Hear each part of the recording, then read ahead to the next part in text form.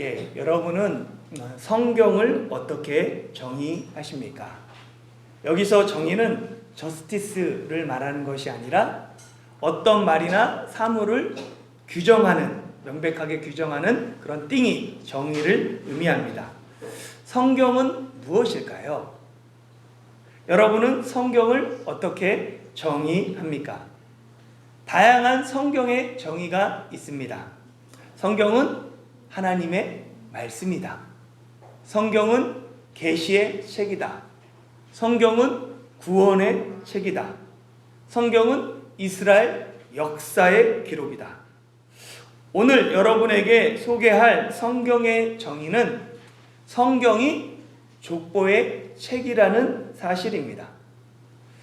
창세기는 10개의 족보, 톨레도트로 이루어진 책이죠.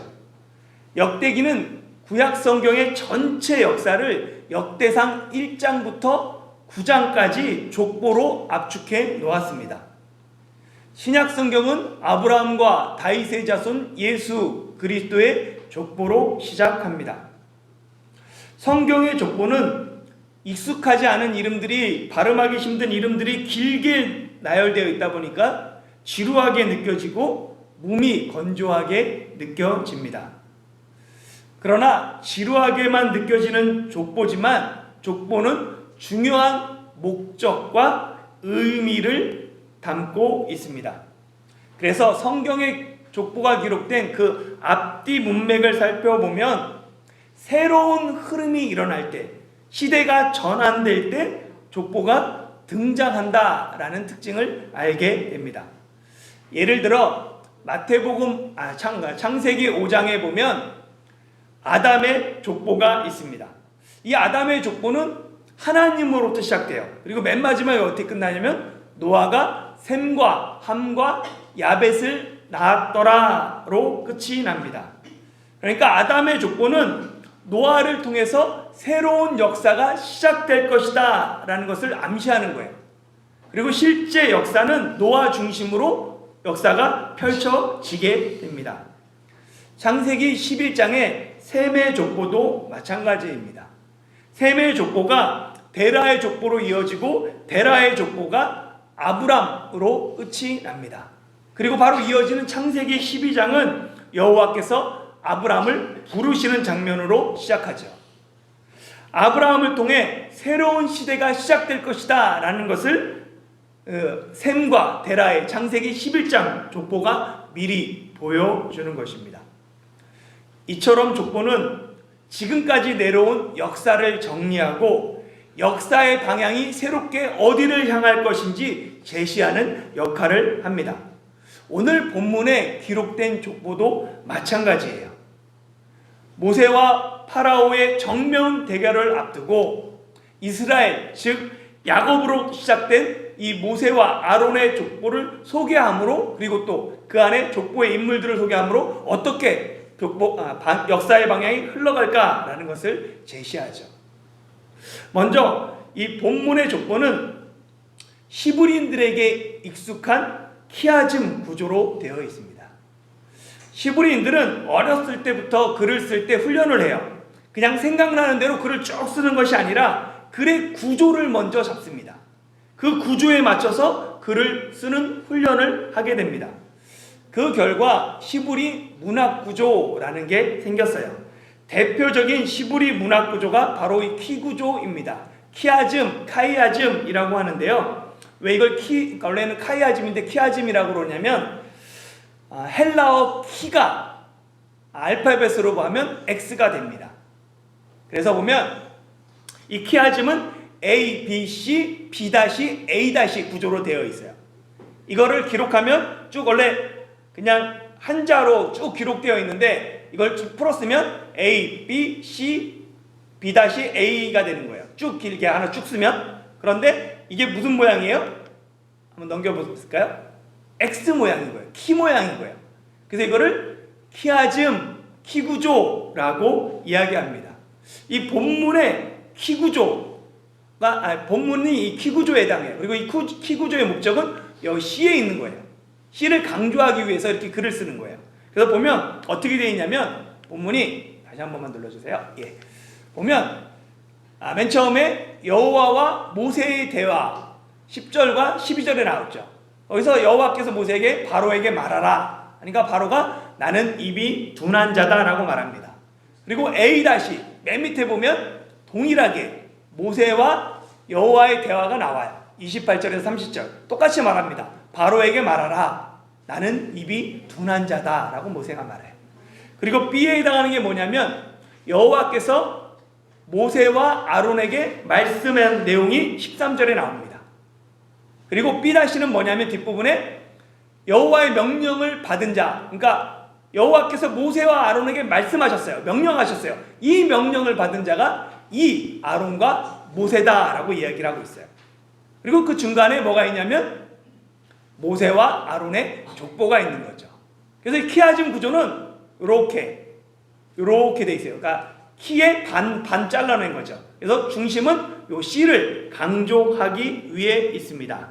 이 키아즘의 구조에서 요 B, C, D를 하나로 묶으면 뭐가 되냐면 샌드위치 구조가 되는 거예요. 샌드위치 구조는 앞과 뒤에 빵이 있잖아요. 그리고 중간에 패드 중요한 게 있잖아요.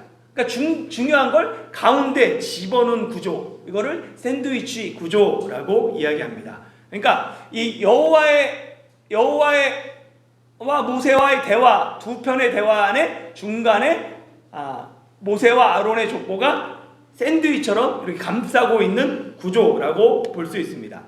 그러니까 이걸 샌드위치 구조로 보든 키 구조로 보든 변하지 않는 것은 여호와랑 모세랑 대화하는 중에 뜬금없이 갑자기 이 족보가 등장한다는 사실입니다.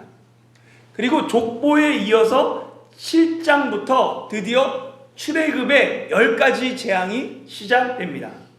출애굽의 대역사를 앞두고 출애굽의 두 지도자 모세와 아론을 족보에 먼저 소개하는데, 이는 앞으로 펼쳐질 이야기가 그 중심이 모세와 아론에게 있다라는 것을 족보를 통해 미리 보여주는 것입니다.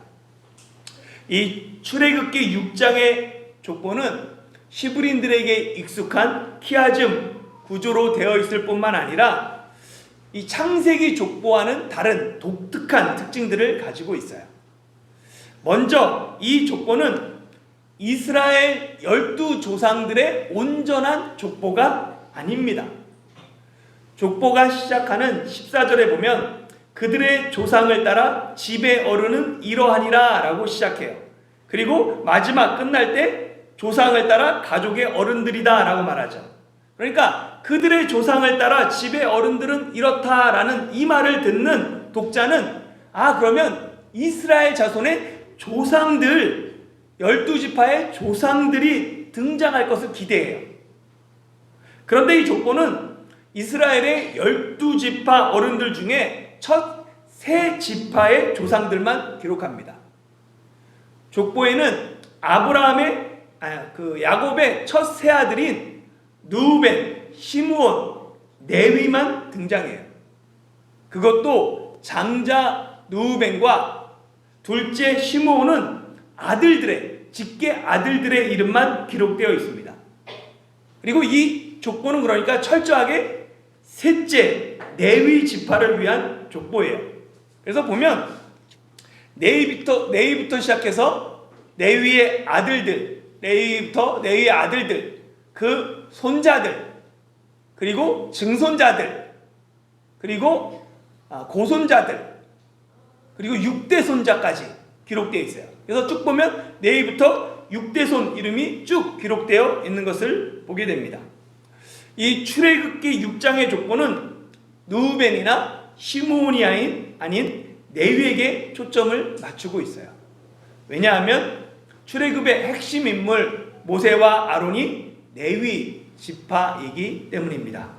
이제 본격적으로 시작할 출애굽의 10가지 재앙을 앞두고 먼저 모세와 아론의 혈통을 밝힘으로 모세와 아론이 갑자기 어느 날 하늘에서 뚝 떨어져서 출애굽의 지도자로 등장한 것이 아니라 하나님의 언약을 통해 등장했다, 하나님의 약속을 따라 온 지도자다라는 것을 이 족보가 지난 역사와 앞으로 펼쳐질 미래를 함께 보여주면서 증거하고 있는 것입니다. 이 족보가 중요한 이유는 창세기 15장에서 하나님이 아브라함에게 언약한 그 약속의 성취를 담고 있기 때문입니다. 창세기 15장 13절에서 16절 말씀 같이 한번 읽어볼까요? 시작. 여호와께서 너는 반드시 알라. 내 자손이 이 땅에서 대기되어 그들을 섬기겠고 그들을 400년 동안 내 자손을 괴롭히리니 그들이 섬기는 나라를 내가 징벌할지며 그 후에 내 자손이 큰 재물을 이끌고 나오리라. 너는 장수하다가 평안히 조상에게로 돌아가 장세될 것이요 내 자손은 4대 만에 이 땅으로 돌아오리니 이는 아모리 족속의 제약이 아직 가득 차지 아니함이니라 하시더라. 아멘. 보면 하나님이 아브라함과 맺은 그 언약이 어떻게 성취되는지 제가 도표로 만들어 봤습니다. 보면 언약의 내용들이 있어요. 거기에 보면 아브라함에게 뭐라고 말하냐면 그들이 400년 동안 내 자손을 괴롭힐 것이다 라고 말합니다. 그리고 이것이 어떻게 성취되냐면 출애굽기 12장 40절에 보면 430년 만에 출애굽했다 라고 이야기하고 있어요. 그리고 그 방법을 어떻게 하냐면 내가 징벌하겠다 라고 여호와께서 말씀하셨고 실제로 이제 출애굽기 7장부터 11장까지 10가지 재앙으로 하나님이 징벌하시는 내용이 기록됩니다. 그 결과로 언약의 결과가 큰 재물을 이끌고 나오리라 라고 약속하셨고 출애굽기 12장 36절에 보면 이스라엘 사람들이 애굽 사람들에게 구하는 대로 주게 하심으로 애굽 사람들의 물품을 취하였다 라고 말합니다. 그들이 성막을 짓고 할 수 있던 모든 것들이 이 애굽 사람들에게서 받았던 그 재물 가지고 했던 거예요. 그리고 보면 세대를 말하는데 4대 만에 돌아오리라 라고 말합니다. 오늘 이 족보를 보면 레위, 고앗, 아므람, 모세 4대 만에 4대째 출애굽이 시작되죠. 그리고 어떻게 보면 돌아오는 건 레위와 고앗이 아들이고 레위가 고앗을 데리고 70명 데리고 이집트에 갈 때 같이 갑니다. 그러니까 거기서부터 첫 세대를 쓰면 고앗, 아므람, 그 다음에 아론, 엘르아살로 4대 만에 엘르아살이 대제사장으로 가나안 땅에 들어가거든요. 그러니까 가나안 땅으로 돌아오는 건 이렇게 보면 또 4대가 되는 거예요. 그러니까 이 언약이 어떻게 이루어졌는지 족보가 증거하는 것입니다. 족보는 지난 역사를 돌아보며 동시에 다가올 시대, 미래를 내다보며 만듭니다. 그렇게 출애굽기 6장의 족보에 나오는 인물들은 출애굽 이후에 계속해서 성경에 등장하는 인물들 위주로 기록하고 있어요. 다시 한번 이 레위 지파 족보를 한번 보십시오. 이 족보는 레위, 고앗, 아므람, 그 다음에 옆으로 아론, 엘르아살, 비느하스 6대로 이어져요.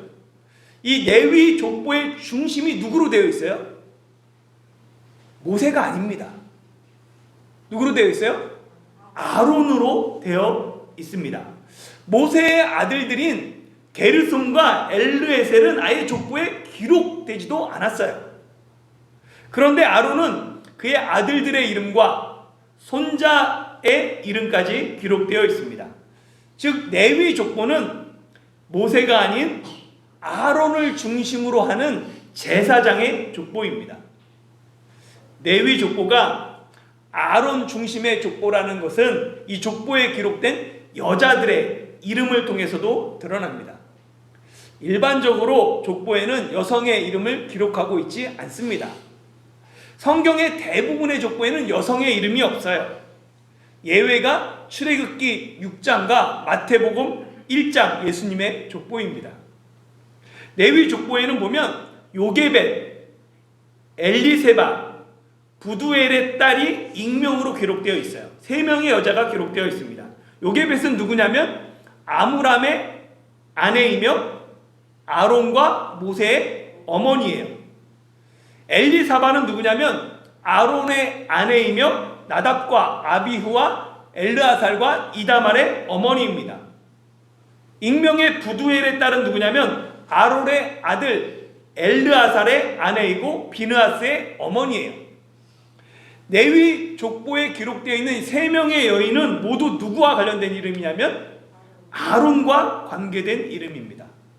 요게벳은 아론의 어머니예요. 엘리세바는 아론의 아내이죠.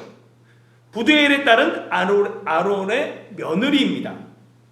이처럼 여인들을 통해서도 레위 족보의 초점이 아론에게 있다라는 것을 알 수 있습니다. 다시 한번 정리하면 출애굽기 6장의 족보는 이스라엘 조상들의 족보로 시작하지만 족보의 초점이 장자 누우벤이나 차자 시므온이 아닌 셋째 레위에게 있습니다.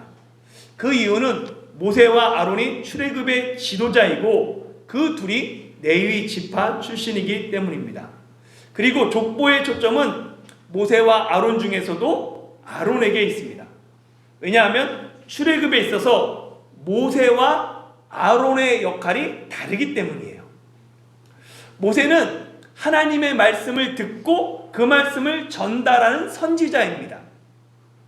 성경에서 가장 대표적인 하나님의 말씀 10계명을 하나님께 직접 받아서 전달한 사람이 모세예요. 모세의 역할은 선지자입니다. 그리고 아론의 역할은 제사장직을 대표하는 대제사장입니다. 선지자와 제사장의 직분은 달라요. 두 직분에 가장 눈에 띄는 차이가 있는데 그게 바로 혈통입니다. 제사장이 되기 위해서 가장 중요한 것이 무엇이냐면 바로 혈통이에요. 제사장에게 있어서 혈통이 가장 중요합니다. 제사장은 제사장 가문에서 태어나면 자동적으로 얻게 되는 직분이에요. 제사장은 부름을 받은 직분이 아닙니다. 성경에서 제사장으로 부름받은 사람은 단 한 사람도 없습니다. 제사장 혈통에서 태어난 사람만이 제사장이 되기 때문에 모든 제사장은 제사장 혈통에서 태어나기만 하면 되는 거예요. 그러나 선지자는 다릅니다. 선지자는 하나님께 부름을 받은 사람이에요. 선지자는 혈통으로 이어지지 않습니다. 아버지가 선지자라고 아들이 자동적으로 선지자가 되는 게 아닙니다. 놀라운 사실은 성경에 대를 이어서 쓰임받은 선지자는 단 한 사람도 없습니다. 아무리 유명하고 당대 하나님께 크게 쓰임받은 선지자라도 대를 이어서 아들이 아버지의 대를 이어 선지자로 쓰임받은 경우가 역사상 없습니다. 선지자는 대를 이어 내려오지 않기 때문입니다. 모세가 위대한 출애굽의 지도자로 쓰임받았지만 모세의 아들들이 모세의 뒤를 이어 출애굽의 지도자로 쓰임받지 못합니다. 왜냐하면 선지자의 직분이 대를 이어 내려오지 않기 때문입니다. 모세의 아들들에게 하나님의 말씀이 임하지 않으면 아무리 모세가 하나님과 대면하던 위대한 선지자라도 그 아들이 선지자가 될 수 없습니다.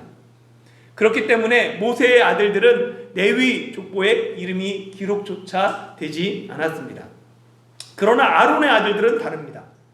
아론의 아들들과 손자는 출애굽 후에도 대를 이어서 계속해서 성막을 돌보는 레위인과 대제사장의 직분을 감당해야 합니다. 그래서 아론의 자손은 레위 족보에 이름이 등장하고 있는 것이죠. 그렇다고 족보에 이름이 등장한다고 좋아만 할 일은 아니에요. 아론의 아들들 중에서 보면 나답과 아비후는 하나님이 명하지 않은 다른 불을 향로에 담아서 분향했다가 죽임을 당합니다. 고라는 모세에게 반역했다가 땅에 갈려져 죽게 되죠. 이처럼 부끄러운 이름이 족보에 그대로 기록되어 있습니다. 레위 족보에 등장한 이름 중에 빛나는 존재가 비느하스예요. 민수기 25장에 보면 이제 광야 생활 40년이 끝나가요. 이스라엘 자손이 시딤에 가서 거기서 모압 여인들과 행음하며 우상을 숭배합니다. 이에 하나님이 진노하셔서 이스라엘에게 연병을 내려요. 이 연병으로 하루에 24,000명이 죽임을 당합니다. 이에 온 이스라엘 자손이 해막 문 앞에서 울고 있을 때 시므온 지파의 족장인 시므리가 모세와 온 회중이 보는 앞에서 미디안 여인 고스비를 데리고 장막으로 들어가요. 행음을 해러 들어가죠. 이를 목격한 비느하스가 분노해서 손에 창을 들고 막사로 들어가 그들을 찔러 죽이게 됩니다. 하나님의 진노를 비느하스가 대신하죠. 이 비느하스가 아론과 엘르아사를 뒤를 이어 3대 대제사장이 되는 거예요. 족보에는 본이 되는 이름뿐만 아니라 부끄러운 이름도 기록하고 있습니다. 그렇기에 우리는 족보를 통해 성경 전체를 보는 눈을 길러야 합니다. 족보는 지루하고 따분한 것이 아니에요. 족보는 단지 과거의 기록이 아닙니다. 족보는 지금 내가 어떻게 여기에 존재하고 있는지를 가르쳐 줍니다. 족보는 과거의 역사를 어떻게 현재에 적용하고 또한 미래로 연결시킬 것인가를 제시합니다. 족보는 단순한 과거의 기록이 아니라 현재를 직시하고 미래를 향하게 합니다. 출애굽기 6장의 족보, 이스라엘 조상들의 과거에 머물지 않고 이스라엘 자손들의 미래를 제시하죠. 26절, 27절 같이 한번 읽어볼게요. 시작. 이스라엘 자손을 그들의 군대대로 애굽 땅에서 인도하라 하시 명령을 받은 자는 이 아론과 모세요. 애굽 왕 바로에게 이스라엘 자손을 애굽에서 내보내라 말한 사람도 이 모세와 아론이었더라. 아멘. 26절과 27절은 족보의 결론입니다. 이 족보의 목적은 모세와 아론을 증거하는 데 있어요. 족보는 모세와 아론이 얼마나 중요한 사명을 맡은 사람인가라는 것을 말하고 있어요. 족보에 기록된 모세와 아론이 어떤 사람이냐면 바로 이스라엘 자손을 이집트 땅으로 인도하라는 여호와의 명령을 받은 자예요. 그리고 파라오에게 이스라엘 자손을 이집트로 내보내라라는 여호와의 말씀을 전한 사람입니다. 그러니까 족보의 결론은 모세와 아론의 사명을 기록하고 있는데 그 사명이 뭐냐면 여호와의 명령을 받은 사람, 받고 그것을 말하고 전하는 거라는 거예요. 성경에서 예언자 또는 선지자를 뜻하는 시브리어는 나비입니다. 항상 시브리어는 여기 반대로 읽는다 그랬어요. 나비.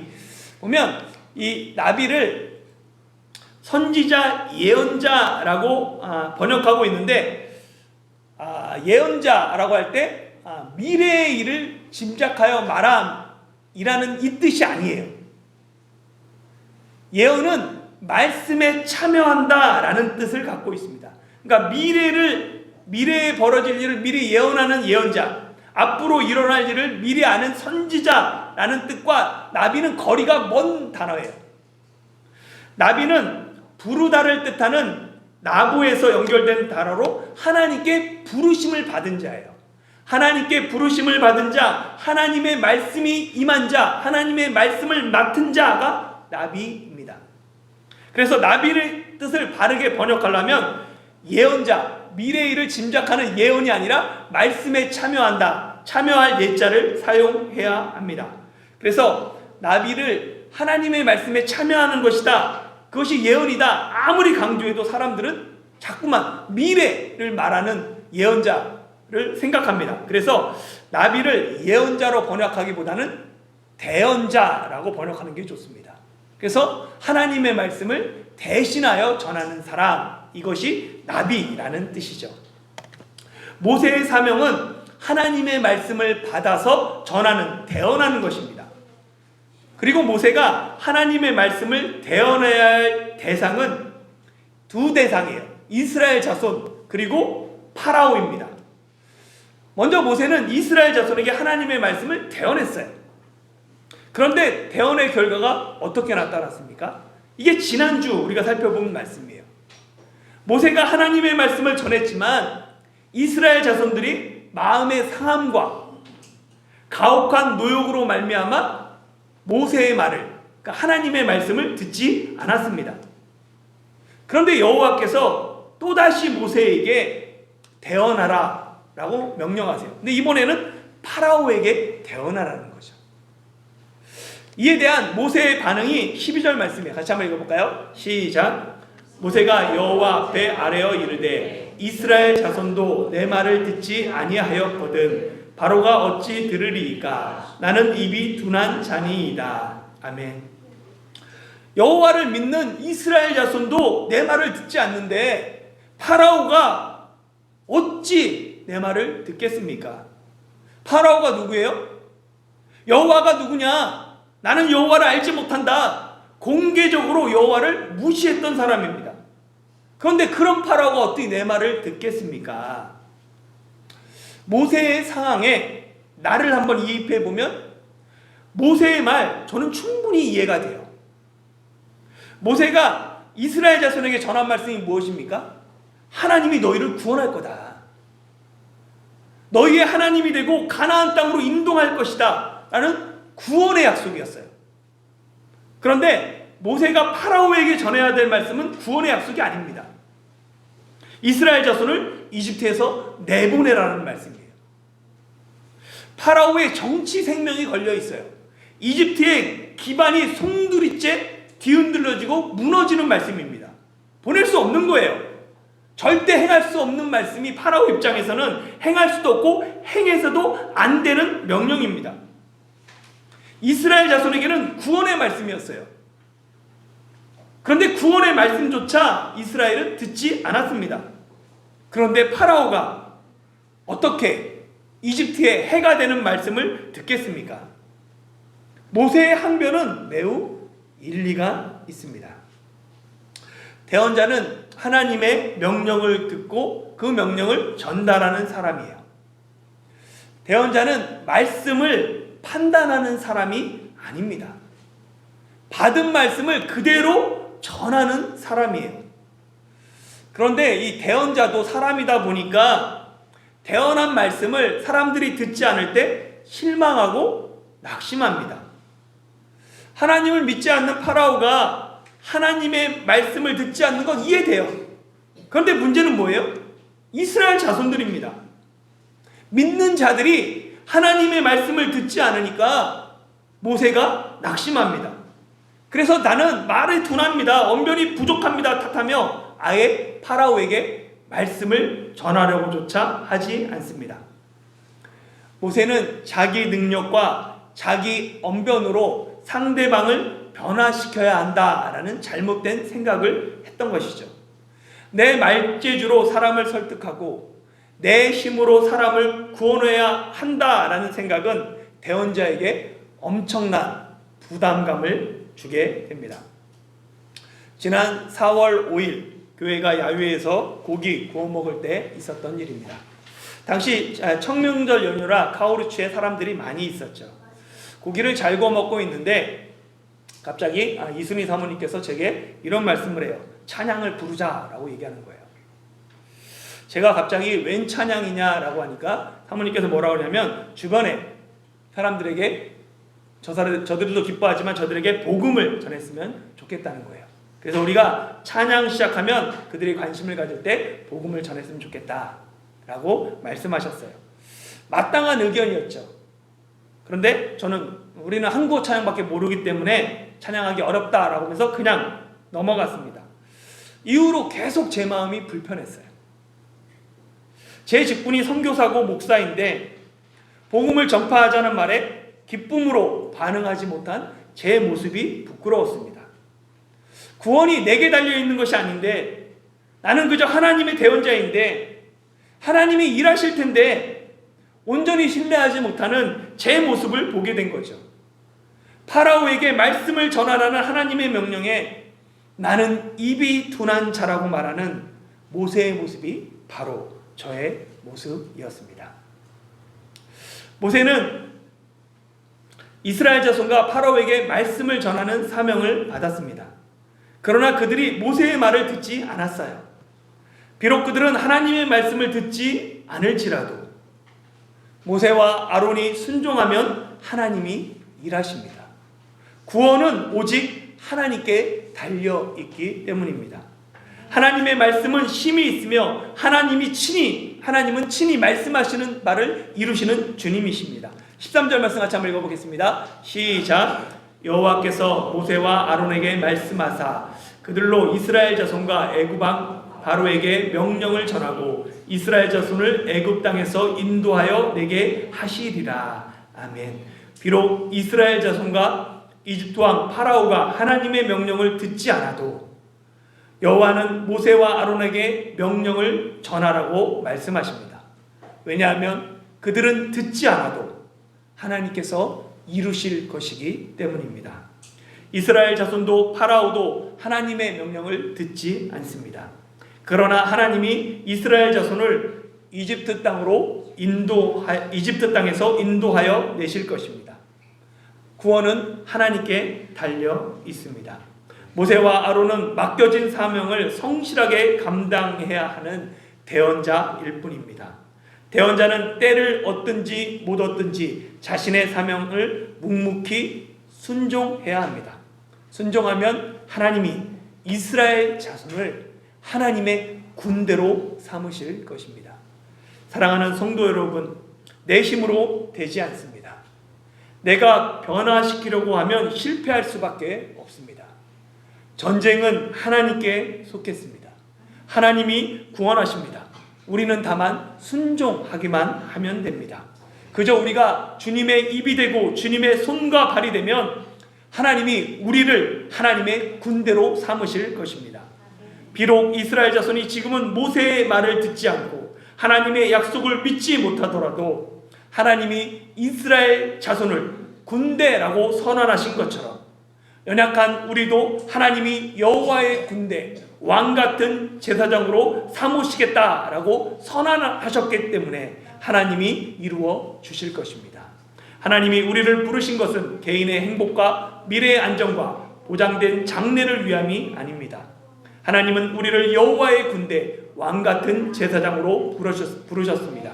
그렇게 나만을 위한 삶이 아닌 하나님 나라를 위한 삶으로 내게 주어진 삶의 자리에서 하나님을 증거하는 저와 여러분이 되시길 예수님의 이름으로 축원합니다.